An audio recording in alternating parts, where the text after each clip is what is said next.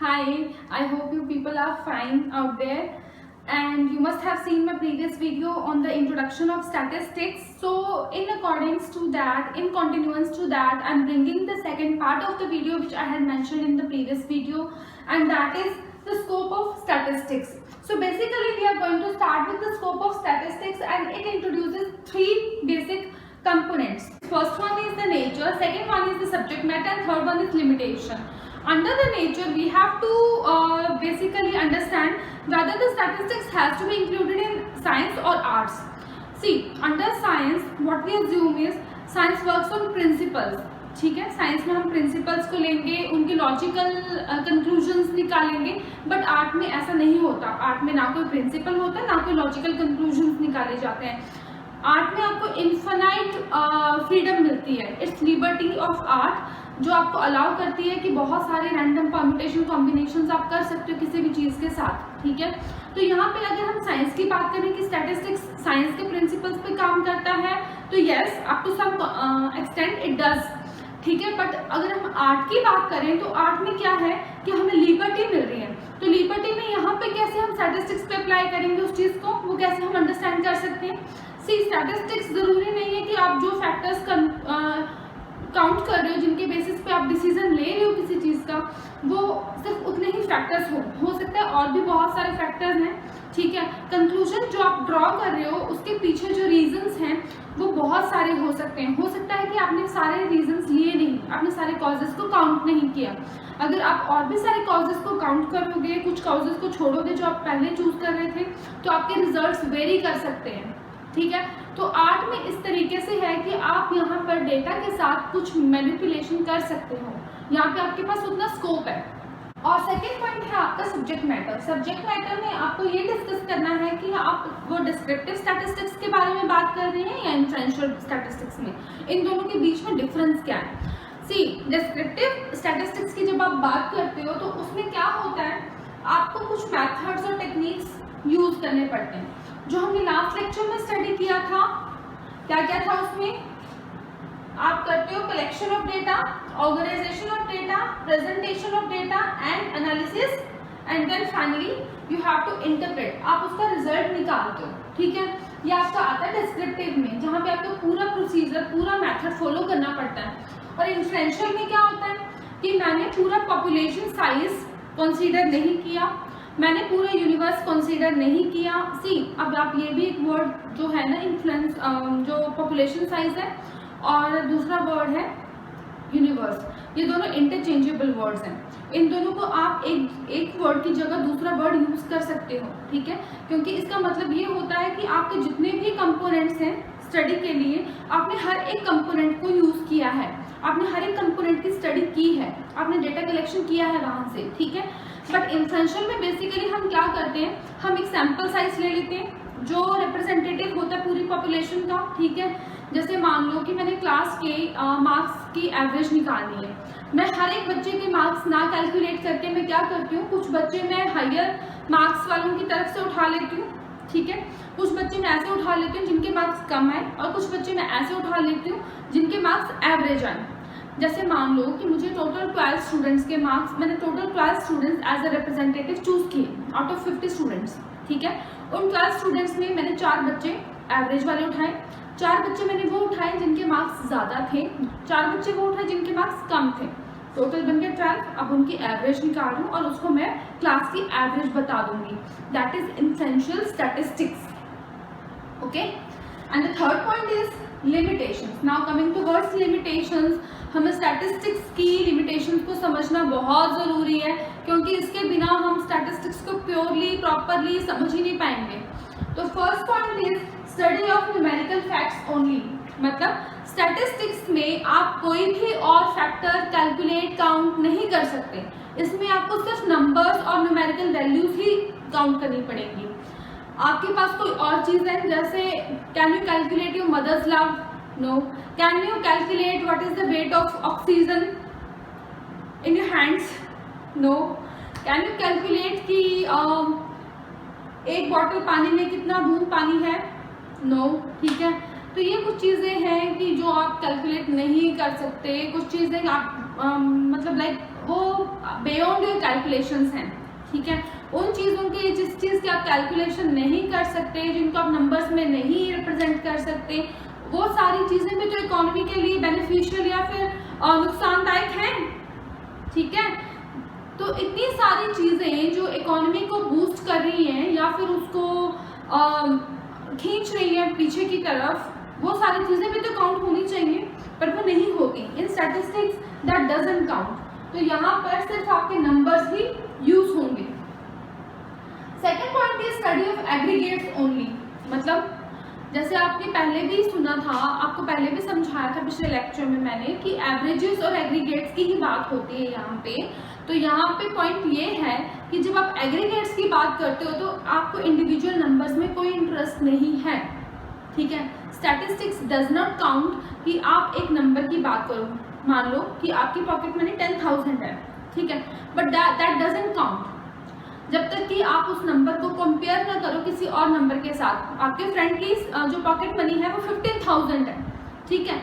तो जब आप दो नंबर्स को कंपेयर कर रहे हो, that might come into statistics, but अगर आप इंडिविजुअली एक नंबर को लेकर चल रहे हो तो वो स्टैटिस्टिक्स में नहीं आता। जब आप कंपेयर नहीं कर रहे, जब आप किसी डिफरेंस को नहीं समझने की कोशिश कर रहे हो, या आप किसी नंबर को प्रोसेस नहीं कर रहे हो, that doesn't count in statistics. Third point is homogeneity of data. अब होमोजेनिटी मतलब होमोजीनियस क्या होता है, जो एक जैसा होता है। हेट्रोजीनियस क्या होता है, जो अलग अलग टाइप का होता है, ठीक है। होमोजीनियस मतलब कि आप कोई भी चीज़ को कैलकुलेट कर रहे हो, सभी के फैक्टर्स मतलब जो कैलकुलेशन के मेजर्स हैं वो सेम है। लाइक सपोज आप किसी क्लास के बच्चों की हाइट को कैलकुलेट कर रहे हो, आप सभी बच्चों की हाइट कैलकुलेट कर रहे हो, दैट इज होमोजीनियस। पर जब आप क्या करते हो कि एक क्लास के बच्चों की हाइट कैलकुलेट करते हो, दूसरे क्लास के बच्चों का वेट कैलकुलेट करते हो, तो वो होमोजीनियस फैक्टर्स नहीं है, वो यूनिट्स डिफरेंट हैं, ठीक है। हाइट आपकी कैलकुलेट हो रही है मीटर्स में, फीट में, ठीक है, और जो वेट आपका कैलकुलेट हो रहा है वो हो रहा है केजीज में, डजंट मैच। तो यहाँ पे होमोजेनिटी फैक्टर बहुत इंपॉर्टेंट है। अगर होमोजीनियस नहीं होगा कोई भी इंफॉर्मेशन तो आप दो इंफॉर्मेशन को कंपेयर नहीं कर पाओगे, जिसके बेसिस पे आप कैलकुलेशन करके रिजल्ट निकाल सकते थे। अब रिजल्ट नहीं आएगा क्योंकि आप वेट और हाइट को कंपेयर नहीं कर सकते। सिमिलरली आप एग्जांपल लीजिए, आप किसी टेबल की लेंथ और ब्रेड्थ को कंपेयर करना चाहते हो, वो नहीं हो सकता। क्यों? क्योंकि आप एक टेबल की लेंथ को कंपेयर कर रहे हो दूसरे टेबल की ब्रेड्थ के साथ, जो पॉसिबल नहीं है। ऑल्दो सेम यूनिट्स में होगा बट कंपेरेबल नहीं है, ठीक है। Fourth point is results are true only on an average. मतलब कि इसमें अगर हम नंबर्स के हिसाब से बात करें तो उसमें हमारे पास बहुत सारे चेंजेस आ सकते हैं, बट जब हम एवरेज की बात कर रहे हैं तभी हमारी स्टैटिस्टिक्स कहती है कि रिजल्ट्स आर ट्रू, ठीक है। अब इसको एग्जांपल से समझने की कोशिश करते हैं। अगर मैं कहूँ कि जो सबसे लोएस्ट सैलरी है किसी इंडिविजुअल की तो वो है 5,000 in our country. Assume, okay, this is an assumption, 5,000 salary है और जो मैक्सिमम सैलरी अगर कोई इंडिया में ले रहा है वो है 1 लाख, ठीक है। अब 5,000 to 1 लाख, इसके बीच में कितने सारे लोग हैं, कितने सारे लोग इसके बीच की सैलरी ले रहे हैं, वाइड रेंज, ठीक है, वेरी वाइड रेंज इनफैक्ट। तो यहाँ पे क्या कह रहे हैं कि एवरेज को ही हम मानेंगे, हमें आपकी इंडिविजुअल सैलरी से कोई मतलब नहीं है। अगर आप 5,000 कमा रहे हो तो भी हमें कोई फर्क नहीं पड़ता, अगर आप 1 लाख रुपए कमा रहे हो तो भी हमें कोई फर्क नहीं पड़ता। हमें फर्क तब पड़ता है जब आप हमें एवरेज निकाल कर दोगे, और वो एवरेज सपोजिटली हम निकालते हैं 30,000, ठीक है।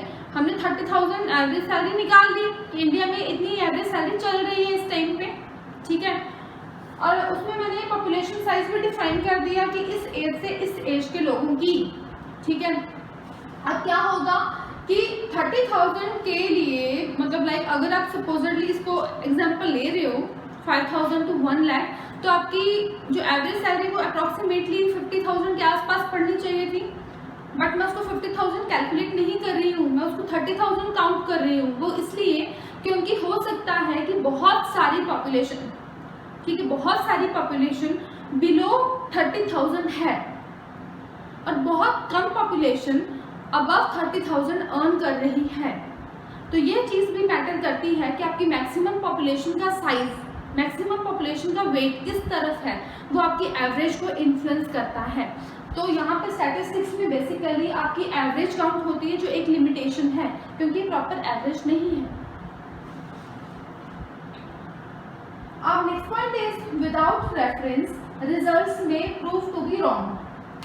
मतलब मैंने कंक्लूजन निकाल लिया कि एवरेज जो सैलरी कोई ले रहा है दैट इज 30,000, ठीक है, बट मैं ये कह रही हूँ कि वो मेरे रिजल्ट्स हैं, बट वहाँ पे उसकी मैं कोई रेफरेंस नहीं दे पा रही हूँ, उसके पीछे कोई जो अजम्पशंस हैं मैं उनको काउंट नहीं कर रही हूँ। मैं ये अजम्पशन अगर काउंट ना करूँ कि जो मेरी पॉपुलेशन साइज जो ज़्यादातर उस लेवल में आती है, उस रेंज में आती है जिसकी सैलरी 30,000 से कम है, अगर मैं इस फैक्टर को काउंट नहीं करती हूँ तो आप जब फर्स्ट हैंडेडली इस एग्जाम्पल को देखोगे आपको ये एग्जाम्पल ही गलत लगेगा, ठीक है, क्योंकि नॉर्मली हम ये जूम करेंगे कि 50,000 to 55,000 के बीच में एवरेज सैलरी आनी चाहिए, क्योंकि हम दोनों पार्ट्स को इक्वली देख रहे हैं, लोअर सैलरी रेंज को भी और अपर सैलरी रेंज को भी, ठीक है। Next point is can be use only by the experts. See हमें वर्ड क्यों यूज करें एक्सपर्ट्स, क्योंकि आपके जैसा या मेरे जैसा layman normal day to day life में स्टैटिस्टिक्स को नॉर्मली यूज नहीं करता। हम लोग कंपेयर करते हैं बट हमारे जो कंपैरिजन लेवल्स हैं वो बहुत ही लिमिटेड और रिस्ट्रिक्टेड होते हैं।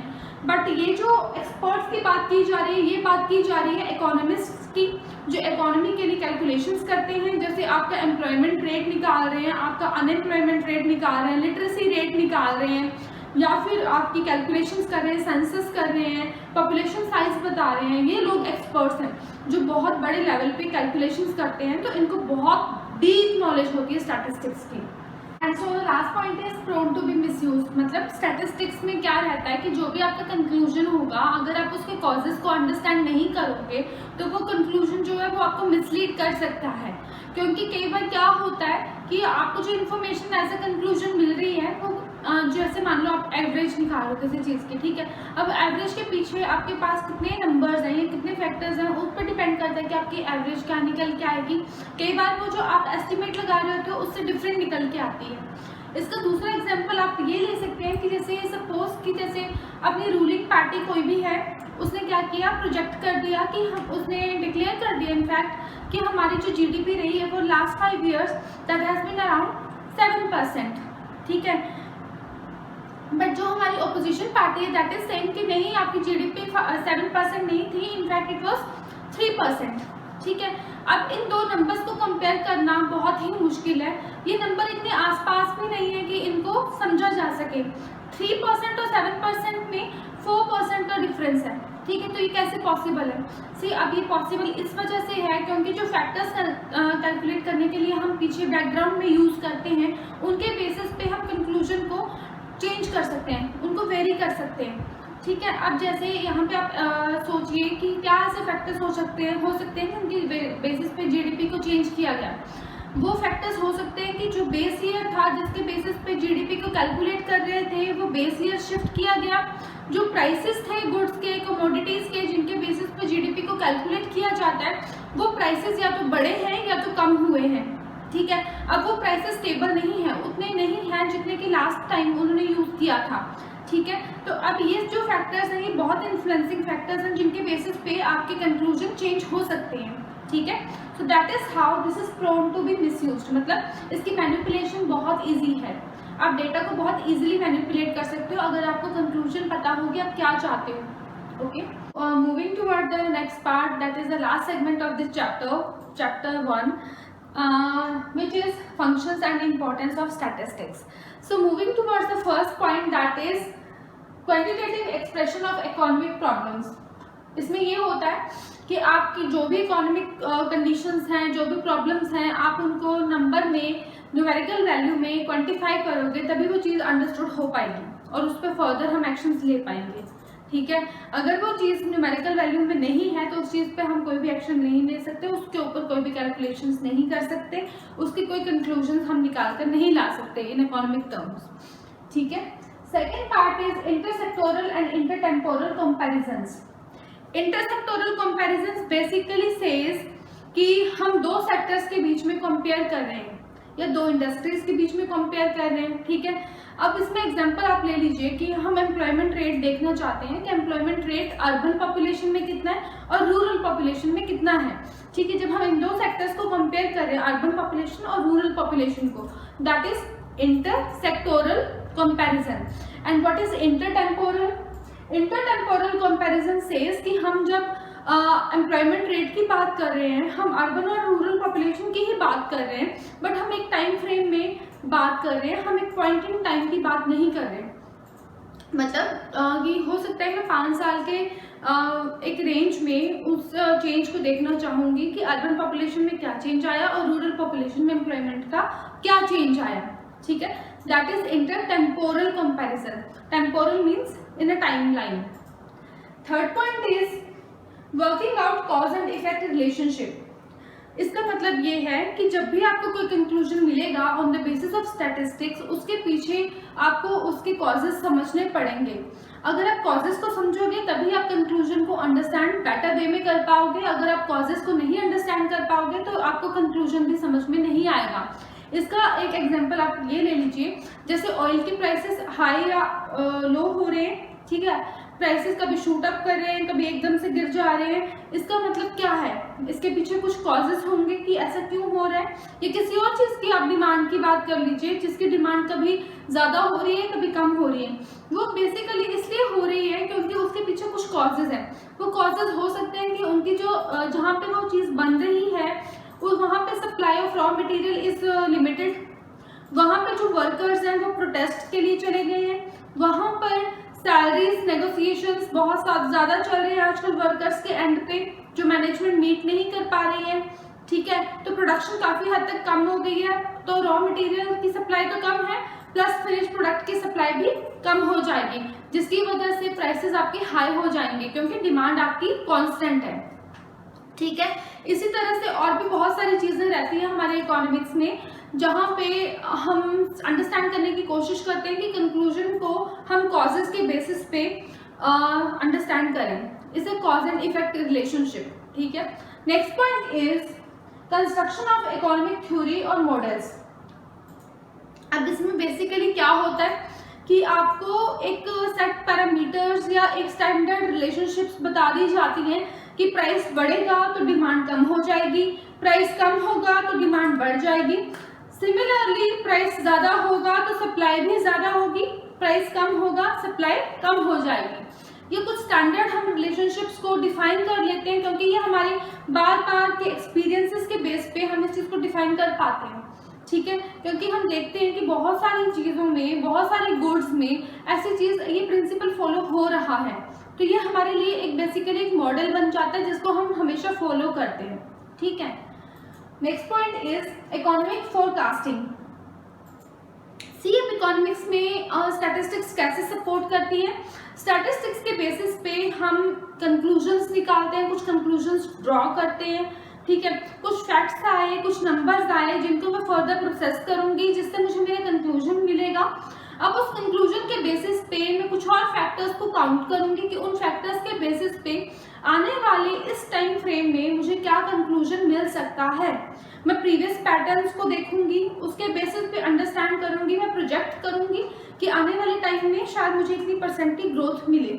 सपोज कि लास्ट ईयर में आपको 2% की ग्रोथ मिली, उससे पिछले साल में आपको 1% की ग्रोथ मिली, तो on the basis of that for the next year I am projecting कि शायद मुझे 3% की ग्रोथ मिलेगी, ठीक है। That is economic forecasting. और इसमें आपकी बहुत सारी चीजें रहती हैं, जैसे आप मान लो कि अभी आपकी पॉपुलेशन है 100 मिलियन, जस्ट सपोज 100 मिलियन है, तो आप क्या एक्सपेक्ट करोगे कि आने वाले टाइम में on the basis of last projection आप लास्ट के वो देखोगे कि कितने रेट से ग्रोथ हो रही है पॉपुलेशन की। आप अगले थोड़े टाइम फ्रेम के लिए उस पॉपुलेशन को फोरकास्ट करोगे कि शायद ये 130 मिलियन हो जाएगी इतने टाइम फ्रेम में, ठीक है। That is your economic forecasting. यहाँ पर आप पिछले बेसिस पे आगे की प्रोजेक्शन करते हैं। Next point is formulation of policies. See अब ये पॉलिसीज जो गवर्नमेंट की होती हैं ये कैसे बनती हैं।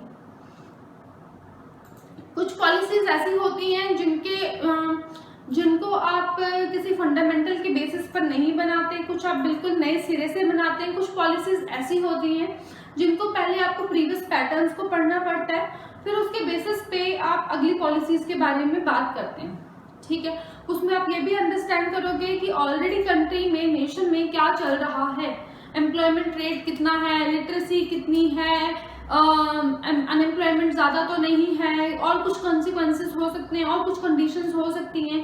तो मतलब बहुत सारी चीज़ें ऐसी रहती हैं जिनको कंपेयर करके, अंडरस्टैंड करके, सब चीज़ों को साथ में लेकर, कैलकुलेट करके आप किसी चीज़ को डिफाइन कर पाते हो, ठीक है। अब इस चीज़ में अगर हम एग्जाम्पल ले लें तो हम कह सकते हैं कि जो आपका फिस्कल बजट आता है, ठीक है, जो ईयरली आपका फिस्कल बजट आता है, that is also a policy defined by the government, given by the government. उसमें क्या रहता है कि गवर्नमेंट पहले स्टडी करती है कि लोगों की अर्निंग कितनी है, क्या वो लोग कैपेबल हैं हमारा टैक्स पे करने के लिए या नहीं है, ठीक है। अगर हैं तो क्या स्ट्रेटा है, मतलब कितने लोग उसमें वायबल हैं जो टैक्स दे सकते हैं, और कौन कौन सी स्लैब्स हैं जो हमें लगानी चाहिए और कौन सी हमें रिमूव कर देनी चाहिए। ये सारी अंडरस्टैंडिंग गवर्नमेंट बैकएंड पे करती है।